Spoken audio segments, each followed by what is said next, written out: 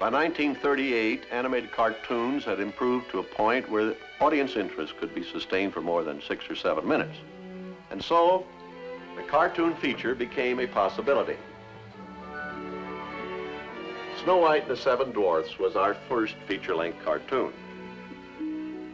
And then, The Adventures of Pinocchio followed. These are examples of the storytelling pictures. That is the animated illustration type of cartoon. Now to return to the premise of animation as a new art. The principal object of any of the fine arts is to rouse a purely emotional reaction in the beholder. Our example here, you remember, is the Nutcracker suite from Fantasia. This type of cartoon did not rely upon telling a story, but rather it attempted to create an emotional response in the audience by combining form and color and motion to interpret fine music.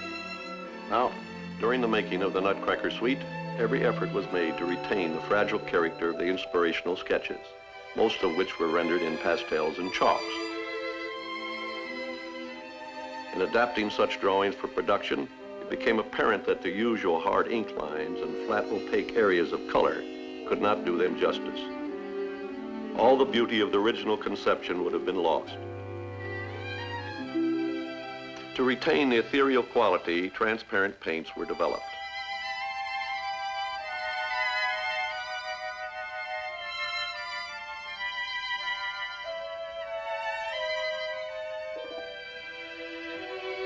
To reproduce the pastel effect, a dry brush technique was used. In this technique, the brush is wiped almost dry of paint before application, leaving a grainy, chalk-like texture on the celluloids. Where soft lights and shadows were called for, airbrush was used on the action cells.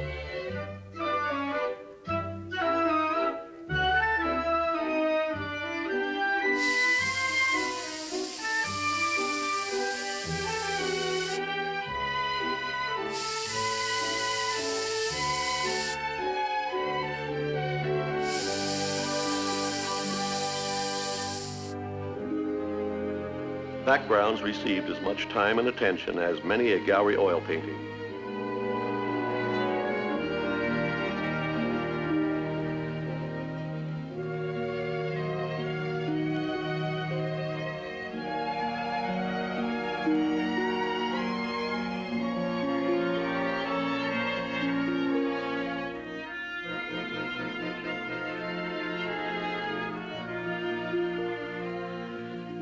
Here is our single frame of motion picture film completed.